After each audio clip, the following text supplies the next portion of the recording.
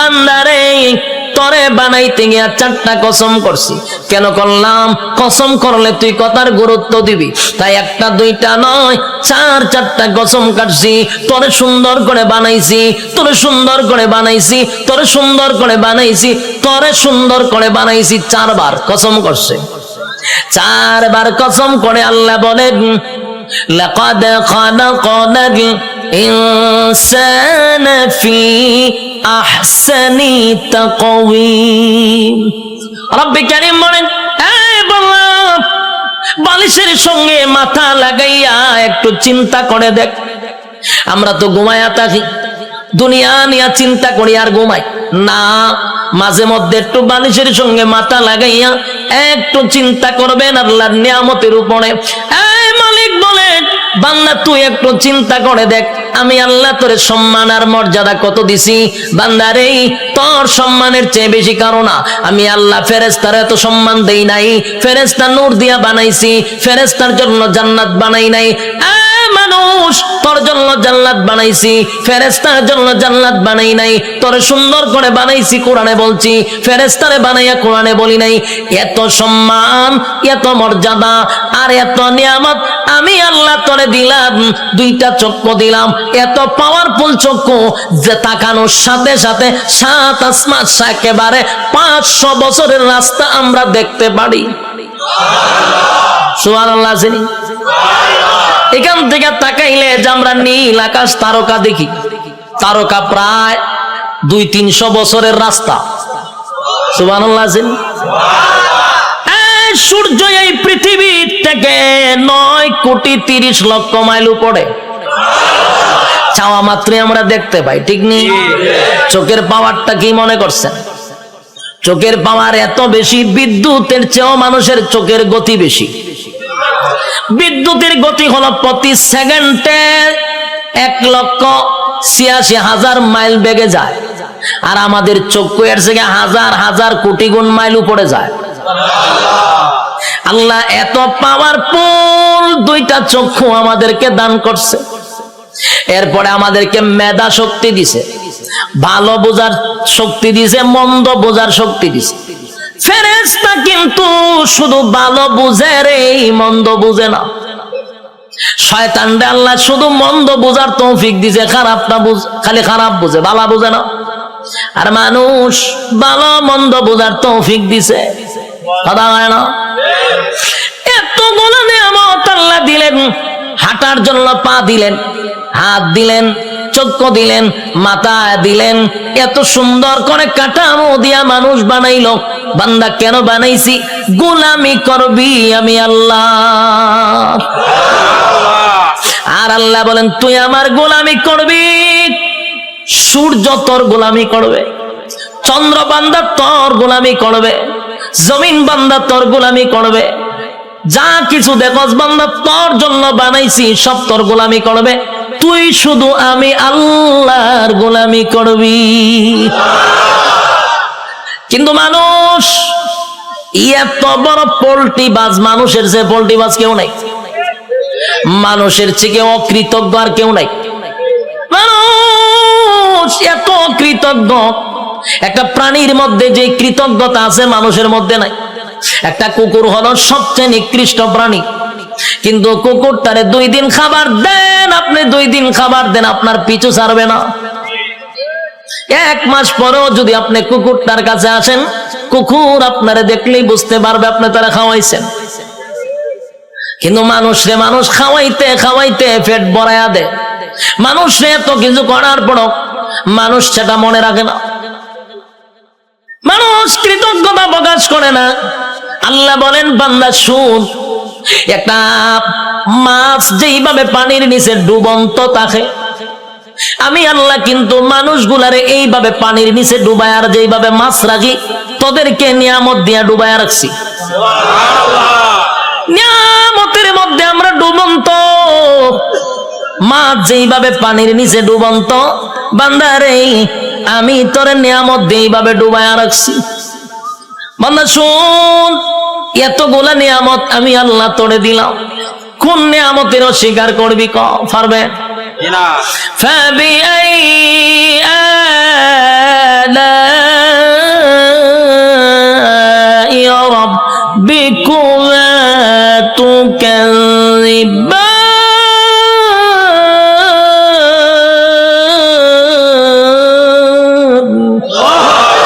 আল্লাহ বলেন কোন কোন নিয়ামতের অস্বীকার করবি?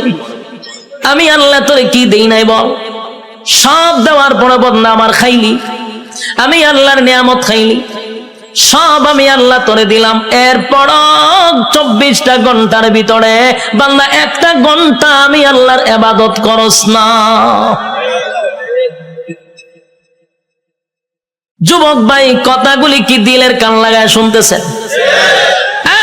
দিলের কান লাগাইয়া কথাগুলি শুনেন। 24টা ঘন্টা আল্লাহ সময় দিছে। কত ঘন্টা? রাইতে দিনে 24 ঘন্টা। দিলের মধ্যে একটু প্রশ্ন করেন তো দেখি, 24টা ঘন্টার ভিতরে আল্লাহ তো দিল আমরা 24 ঘন্টা। যুবক, নিজেরে নিজে প্রশ্ন করো, 24টা ঘন্টার ভিতরে আমার মালিক রে তুমি কয় ঘন্টা দিছ? একজনের কথা হয় না, 1 ঘন্টাও মালিক রে দেয় না। আল্লাহ কয় তুই ভাবছ আমি তোরে ছাইরা দিব? আমার নাম রহমান, দয়া মায়া বেশি। আল্লাহর দয়া মায়া বেশি। আমরা খালি ওয়াজ শুনছি আল্লাহর দয়া মায়া বেশি। রহমান নামের গুণ হলো আল্লাহর দয়া মায়া বেশি। আল্লাহ যত বড়, আল্লাহর মায়া দয়া তত বড়। শুধু ওয়াজটা শুনছি, কিন্তু এরপরের ওয়াজ শুনছেন। আল্লাহ বলেন আমি যত বড়, আমার আযাব আর গজব কিন্তু বান্দা অত বড়। আমি সবাইরে ছাড় দেই, কিন্তু ছাইরা দেই না। ফেরাউনরে আমি ছাড় দিছি, ফেরাউন্নারে আমি ক্ষমতা দিছি। ক্ষমতা দেওয়ার পরে নিজেরে নিজে খোদা দাবি করছে। ফেরাউন খোদা দাবি করছে, আল্লাহ তার এরপর ছাড় দিছে। কিন্তু যখন বেয়াদবি করছে পয়গম্বরের সঙ্গে, আল্লাহ কয় আর তোরে ছাড় দেওয়া যায় না। ফানিতে সুবাইয়া সুবাইয়া ফেরাউন্নারে মারছে, ছাইরা দিছিনি? নমরুদ নিজেরে খোদা দাবি করছে, আল্লাহ ছাড় দিছে। নমরুদ একবার তীর মারছে আকাশের দিকে, কেড়ে মারছে কাল্লা মাইরালাম। আল্লাহ কয় ফেরেশতা রে, তীরের মধ্যে একটু রক্ত লাগায়া দে। রক্ত লাগায়া দিছে। রক্ত যখন তীর যখন ফিরে আসছে, তীরের মধ্যে ছায়া কয় আল্লাহ মাইরা লাইছি। নাউজুবিল্লাহ। এর সাথী সঙ্গীরা ডিজে গানের আয়োজন কর, কে রে নাচু, কে রে আল্লাহ মাইরা লাইছি। নাউজুবিল্লাহ। আল্লাহ এরপরে ছাড় দিছে। কিন্তু যখন ইব্রাহিম খলিলুল্লাহর সঙ্গে বেয়াদবি করলো, আল্লাহ কয় এখন ধরা দরকার। হে আমার লগে যুদ্ধ করব, তীর মারে। আমি আল্লাহ তোর সঙ্গে যুদ্ধ করতে তীরের প্রয়োজন নাই রে। মশার মধ্যে একটা প্রতিবন্ধী মশা, বালা কোনো মশা নেই। কিতাব লেখছে বালা কোনো মশা না, একবারে প্রতিবন্ধী ভাও একটা নাই। আল্লাহ কয় কইরে আসত নি? ফাঁসি। তোর ভাও আসেনি? ফাল্লা আমার ভাও নাই। তো যা নমরুদের না খাতে গিয়া ঢুক। ল্যাংরা মশা না খেতে গিয়া ঢুকছে। ঢুকিয়া একেবারে ডাইরেক্ট মগজও চলে গেছে। মগজ বইয়া আর পরে ইনসুলিন দেয়, সুই ঢুকায় আর সুই বাইর করে। যে সুই ঢুকায় যে মগজ, একটা লাফে 3 হাত উঠছে নমরুদ্দা। পার্লামেন্টে বইয়া রয়েছিল, মশায় যখন খামড় দিছে পার্লামেন্টের নাচ শুরু করছে ডিজে গানের মতো, উরুম দুরুম নাচে। সে আরো বিভিন্ন মন্ত্রীরা বসা, দেশের বিভিন্ন জায়গার থেকে অনেক রাষ্ট্রপতিরা আইছে। আয়াজন দেহে দেশের বাদশাহ এইভাবে ডিজে করে পার্লামেন্টে বসে। কি পাগল নেই? ও পাগল তো আসি না। হঠাৎ করে নাচে কা, ও নাচতে নাচতে মশাও তো কম খারাপ না, কারণ টেং টুং যেদিন না থাকে এরা মারাত্মক খারাপ থাকে। এই মশা কিন্তু মারাত্মক খারাপ, হেদের সুই ডুয়া যে বাইর করে না। আর এইদিকে নমরুদ্দা ডিজে গানের মতো নাচতেছে, কোনোভাবেই ব্যথা কমে না। নাচে মানে ঘটনা কি, যা পায় তা দিয়া মাথার তা পায়, কোনোভাবেই ব্যথা কমতেছে না। হঠাৎ আসেন জুতা একটা গাছ, এটা জুতাটা মারছে মাথার বাড়ি। সেই জুতাটা বাতাত বাড়ি মারছে, জিব্রাইল আবার যোগাযোগ রাখতেছে মশার সাথে। মশারে ফোন দিয়া কইছে তাড়াতাড়ি ছাইরা দে, ইনসুলিন টাইনা তুল। যখন হের সুই টান্দা তুলছে, ব্যথা ছাড়ছে। এখন নমরুদে জুতার ভাইছে, সব বনাস কি একটা জিনিস। বারে দিলাম মাথার ব্যথা দিল সাইরা। জুতার মধ্যে কোনো ওষুধ আছে না? আসলে কি জুতার কোনো ওষুধ আছে? এটা আল্লাহ বেজ্জতি করার একটা সিস্টেম। জুতাটা বাড়িছে, ব্যথা কমে গেছে, তার মানে জুতা আল্লাহ ব্যথা কমাইতেছে। এখন এই জুতা রেখে দিছে দাঁড়ে, রেখে টেনশনে করে আছে, কি ব্যথা উঠলো, জুতাটা বাড়ি দিলে ছেড়ে দিল। আবার কথা বলতেছে বিভিন্ন দেশের মন্ত্রী এমপির সঙ্গে, আবার মশায় সুই একটা ঢুকাই দিছে, টাস করে জুতাটা বাড়ি মারছে, ছেড়ে দিছে। আল্লাহ মশারে হলে করে এটা তোর ডিউটি, কাজ চালায়া যা। হতেন পরে পরে ঢুকাইবি, জুতাতে বাড়ি দিলে ছেড়ে দিবি। মশায় হতেন পরে ঢুকায়, জুতাতে বাড়ি দেওয়ার বাই করলা, আবার ঢুকায়, জুতাতে বাড়ি দেবাই করলা। এই হইল জুতার বাড়ি শুরু। তখন নমরুদ দেয় একা একা জুতাটা কত বাইরিত, হাতে বেতা দিয়ে লায়। তাই একজন লোক রাখছে, ধরে মাসে এত টাকা বেতন দিমু, এদিকে চাকরি কি দেখো জুতা দেখালে ভিটা নি তাও খারে দেশের বাসারে। তো এইরকম যদি আমারে নিত, আমি তো বললাম টেকা টোকা লাগতো না, আমি খালি জুতাটা ভিডাম আপনারে, আমার টেকা তেমন লাগতো না। বাস্তব নেই। দেশের একজন বাদশাহ যদি হয় আমার জুতাটা ফিডাইবা, আমার কি বেতন লাগবো না? আমার মনের ভিতরে যত জিদ আসিন সব মিলাম এক একটা বাড়ির সাথে, ঠিক নেই? জুতা দেখ একটা বাড়ি দিমার ঘুমায় নেয়, এটা অত সালের একটা জুতার বাড়ি। দ্বিতীয় বাড়ি দেখো, এটা অত সালের একটা বাড়ি। এক সালে এক যন্ত্রণা বুক করছে, আর তোর জুতাটা বাইরিতেছি পেহারা হম নেই। এই লোকও হয় যে আমি বাসার জুতাটা বাইরামো, আমার টাকার দরকার নাই, আপনি আমার চাকরিটা দেন। চাকরি দিছে, এখন পার্লামেন্টে বেশা বৈশা কথাবার্তা বলতেছে, যখন মশা কামড় আলী ইশারা দেয় তাড়াতাড়ি দেয়, পাশে জুতাটা ঠাস করে পিছন দিয়ে বাড়ি মারে। দেশের মানুষ বিভিন্ন দেশ থেকে আসে, আইসা কয় যেই বাসার ইজ্জত নাই মানছে তারা জুতাটা বাইরা, এর সাথে আবার কি এর বৈঠক হঠাৎ থেকে এটা ভাগল এখান থেকে এক বেজ্জতি। তো জুতাটা বাইরিতে বাড়িতে প্রথম তো শখে শখে জুতাটা বাইরেছিল, ঠিক না? জুতাটা যে বাইরেছে প্রথম তো শখেই বাইরেছে, আনন্দে বাইরেছে, কিন্তু বাইরিতে বাইরিতে এখন তো বেচারার বিরক্ত হয়ে পড়ছে। কত বাইরিত, খানা খাইতে পারে না, ঘুমাইতে পারে না, বাথরুমও যাইতে পারে না, খালি হয় বাইরা। এই বেচারা হয়েছে বিরক্ত, এমন অবস্থা হয়েছে এখন জুতাটা বাইরানি লাগে হতান পরে পরে। বাথরুমে গেছে, একটা বাথরুম করতে গেন টাইম নাই না, জুতাটা বাড়ি দেয়, সে বিপদ পড়ছে না, খানা খাইতে পারে না। এই বেচারা কয় এর যদি আমি জুতাটা বাইরিতে থাকি আমি এমনি মরে যাবো গা, খাওয়ার নাই ঘুম নাই, তোমার মরণ হয় তে একবার এর মাইরি মরে যাই। এখন হে কইল সিদ্ধান্ত নিয়েছে না এমন মরম, চাকরি না করলে আমার গরদান যাইব, আর আমি যদি চাকরি করতে চাই আমি এমনি মরে যাবো গা, তে এক বালা হেরে মাইরা মরে যাই।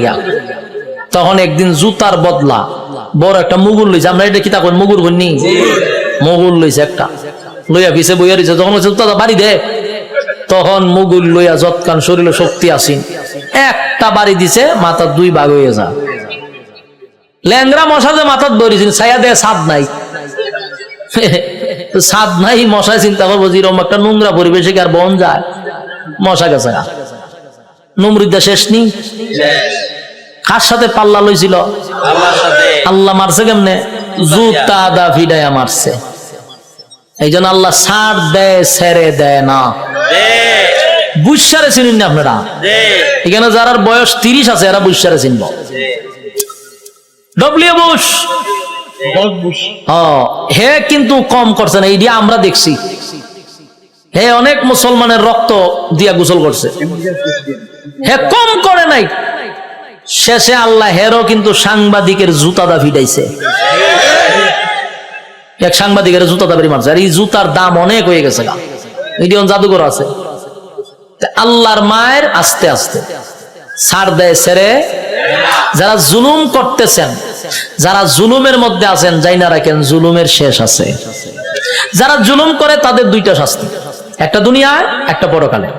দুনিয়ায় ততক্ষণ না পর্যন্ত আপনার মৃত্যু দিবে না যতক্ষণ আপনাকে দুনিয়াতে আল্লাহ চরম পর্যায়ের বেজ্জতি না করবে।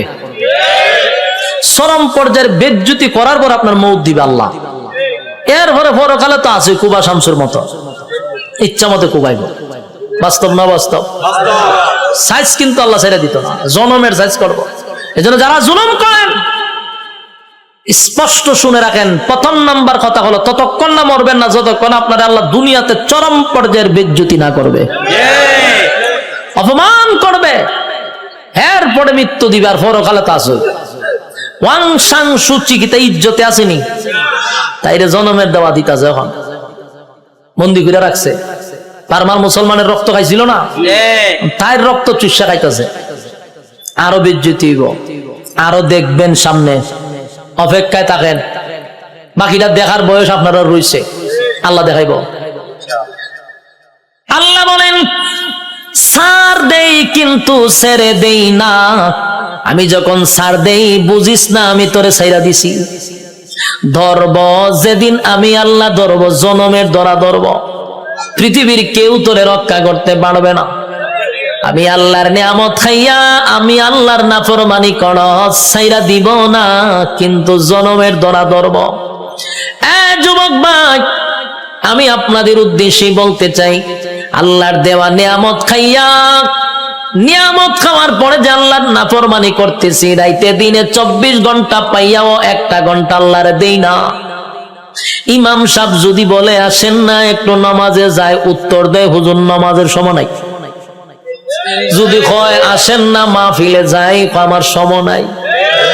বেচারা খুব ব্যস্ত, সময় নাই, সময় নাই, সময় নাই, যে কোনো বিষয় লোক আমার সময় নাই। প্রশ্ন হলো তোমার সময় নাই, সময় নাই, কিন্তু যেই লোকটা বলছে নামাজের জন্য সময় নাই, ওয়াজ মাহফিলের জন্য সময় নাই, এই লোকটারই দেখবেন ব্যবসার জন্য সময় আছে, চাকরির জন্য সময় আছে, বন্ধুদের আড্ডায় সময় আছে, বিশ্বকাপ খেলা 90 মিনিট দাঁড়ায়া দেখার সময় আছে, বিভিন্ন জায়গায় আড্ডায়, কফি আড্ডায় সময় আছে, সব জায়গায় বেচারার সময় আছে, সময় নাই শুধু আল্লাহর বেলা। আল্লাহ বলেন সময় তো আমি দিছিলাম, সময় কাটা দিছে আল্লাহ বলেন সময়ের মালিক আমি তোরে সময় দিলাম রে, আমার দেওয়ার সময় পাইয়া আমারে দিলি না, মন গড়া সময় নষ্ট করলি। বান্দা আমি পাই পাই পাই পাই করে তোর কাছ থেকে হিসাব নিব, বান্দা হিসাব না দিয়া সামনে আগাইতে পারবি না। আপনারা কি তা মনে হয় আল্লাহ আমরা সেইটা দিব হিসাব না নিয়া? হিসাব নিব। আগেই বলছি অতগুলা নিয়ামত আল্লাহ আমরা দিছে, এমনে ছেড়ে দিত না, হিসাব না নিয়া। কথা কয় না? একটা এক্সাম্পল দিই, সহজে বুঝতে পারবেন। আপনারা মনে করেন চরপেশন সবচেয়ে ভালো হোটেল, সেখানে মনে করেন একজন লোক ঢুকছে খানা খাওয়ার জন্য, একজন লোক ঢুকছে, ঢুইকা যারে অর্ডার দেয় তার নাম কি? মেসিয়ার। মেসিয়ার হইলো ভাই খানা নিয়ে আয়, কি আছে? তো দেখবেন মেসিয়ারের একটা অভ্যাস হইলো একটা নাই 50টা নাম কইব।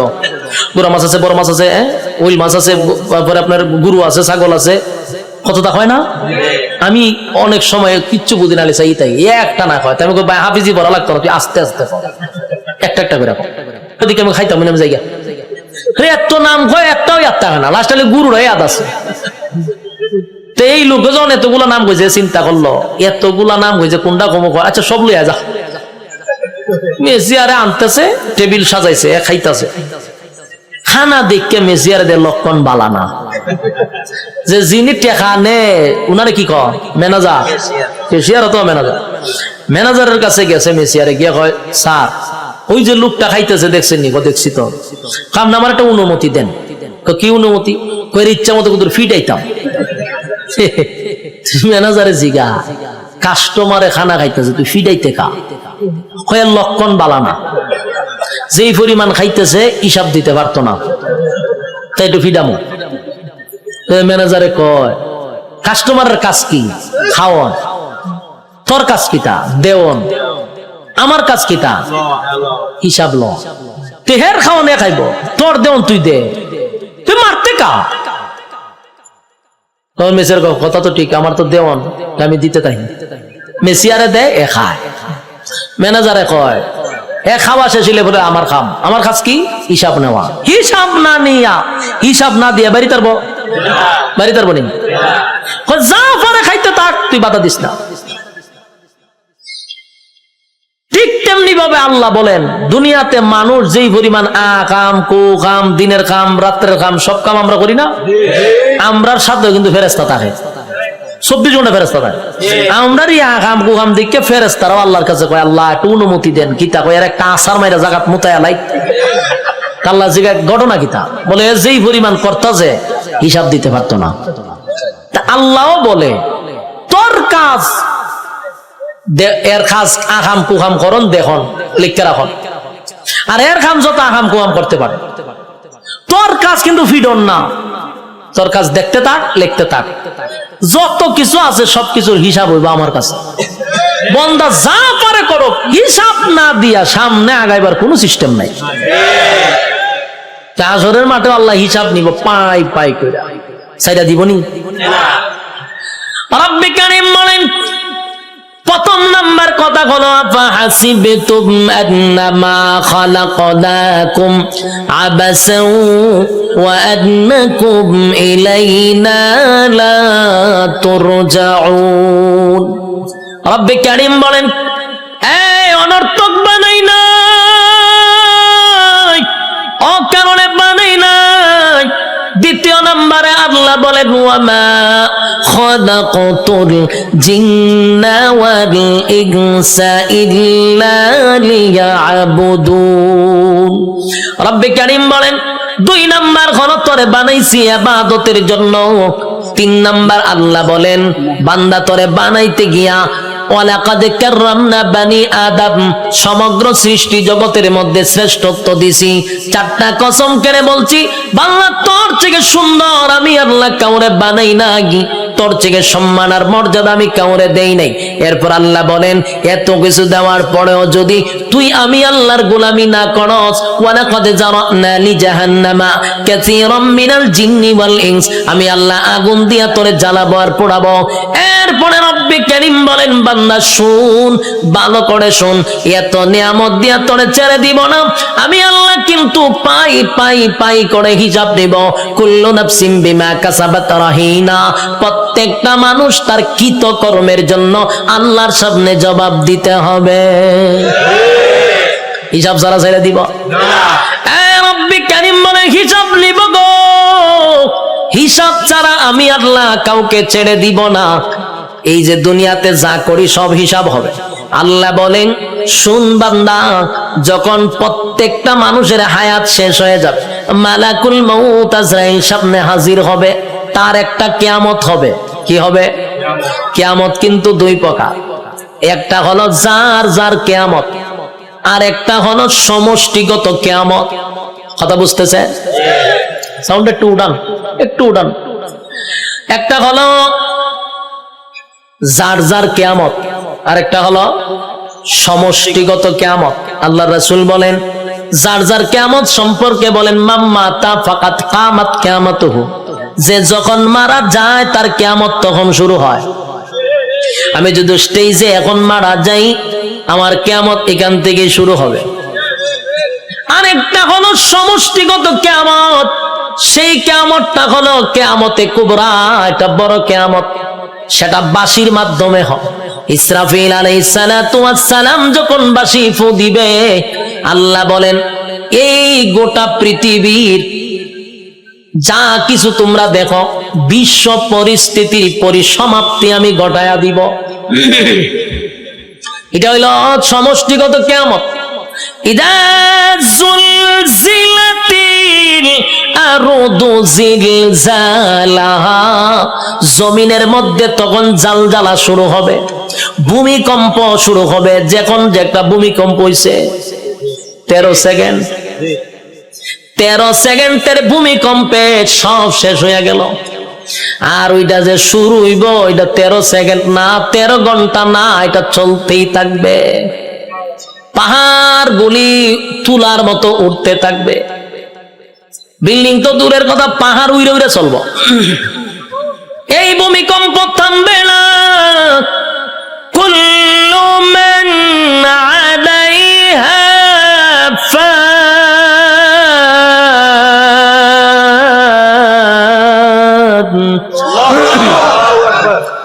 ওয়া ইয়াবকা ওয়াজহু রাব্বিকা যুল জালালি ওয়াল ইকরাম।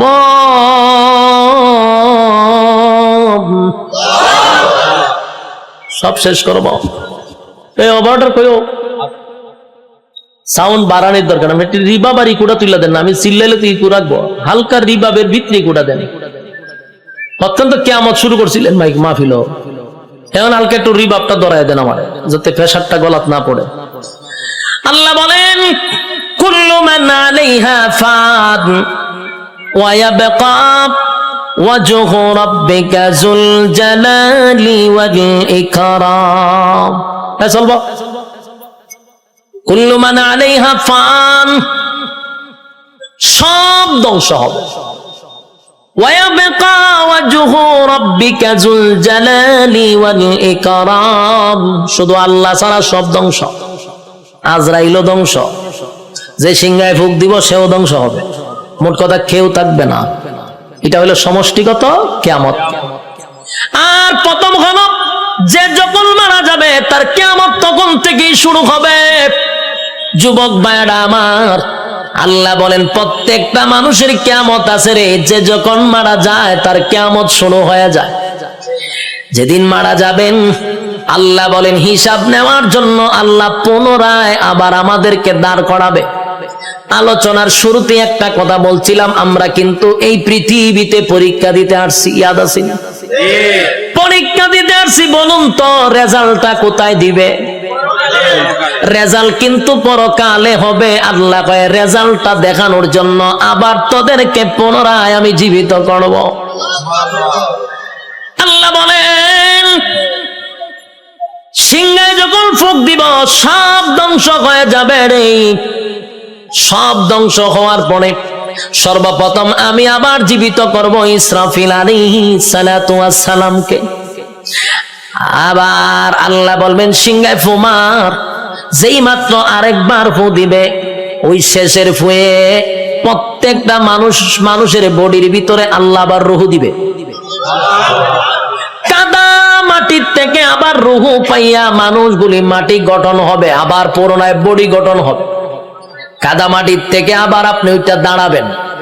যেখানে দাঁড়াবেন, যেখানে বৈশা ওয়াজ শুনতাছেন সে জায়গাটাই হবে হাসরের মাঠ। যেখানে বই আওয়াজ শুনতাছেন এটা হাসরের মাঠ হবে। এই পৃথিবীটাকে আল্লাহ হাসরের মাঠ বানায়া দিবে।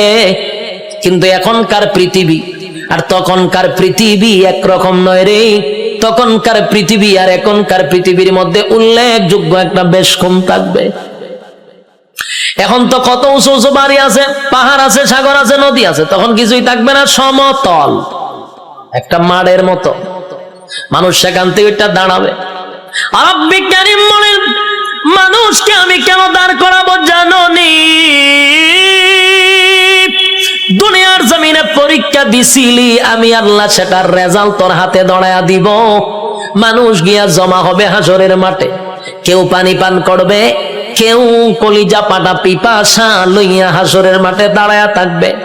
একদিন নয় রে, 2 দিন নয়, 50,000 বছর দাঁড়ায়া থাকতে হবে। সাধারণ কথা না, সাধারণ কথা না। পানির পিপাসায় জিহ্বা কুকুরের মতো বাহির হবে। আল্লাহর পয়গম্বর বরকতে হাত দিয়া কাউকে পানি পান করাবে, আর কেউ পানি না পান করে হাসরের মাঠে দাঁড়ায়া থাকতে হবে। 50,000 বছর বাড়ির কাছে না। সূর্যের তাপে মানুষের মাথার মগজগুলি গলে গলে পড়বে, জিহ্বাটাও বাহির হবে। এই অবস্থায় যে কত হাজার বছর মানুষগুলি একটা সময় বিরক্ত হইয়া চিৎকার দিবে আর বলবে মালিক রে, জান্নাতে দেও না হয় জাহান্নামেই দেও, হাসরের মাঠে আর ভালো লাগে না, সেখান থেকে আমাদেরকে সরায়া দাও। আদম নবীর থেকে লইয়া ঈসা রূহুল্লাহ পর্যন্ত মানুষ সবার কাছেই যাবে একটু আল্লাহর কাছে সুপারিশ করার জন্য। আদম নবীও বলবে ইয়া রাব্বি নাফসি, ইব্রাহিম আলাইহিস সালাতু ওয়াস সালাম বলবে ইয়া রাব্বি নাফসি, নূহ পয়গম্বর বলবে ইয়া রাব্বি নাফসি, মুসা নবী বলবে ইয়া রাব্বি নাফসি। এইভাবে 1,02,24,000 পয়গম্বর ইয়া ঈসা আলাইহিস সালাতু ওয়াস সালাম পর্যন্ত সবাই একটা কথা বলবে ইয়া রাব্বি নাফসি। আমার কি উপায় হবে? আজকে আল্লাহর সামনে কথা বলার সাহস কোনো নবীর হবে না। কথা বুঝতেছেন আমার? আল্লাহ এত রাগান্বিত। এই যুবক ভাই, আলোচনার শুরুতেই বলেছিলাম আল্লাহর নাম রহমান, দয়া মায়া বেশি। কিন্তু আল্লাহর গজব আমরা এখনো দেখি নাই, সেটা হাসরের মাঠে দেখব।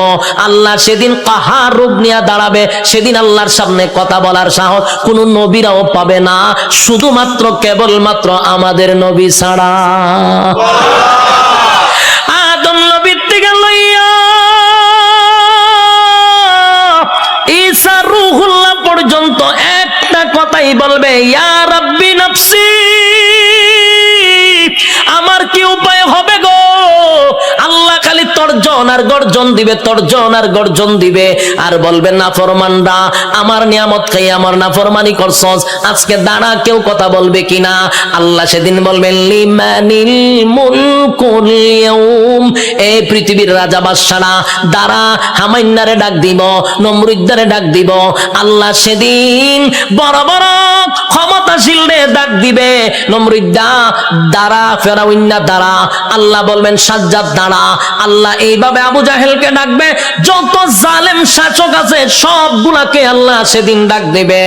ভারতের দাদারেও ডাক দিব, ওয়াংশাংশুচিরও ডাক দিব, বুসারেও ডাক দিব, সবাইরে ডাক দিব। বেডাগিরি তো কম দেখাইছত না, আজকে দেখা।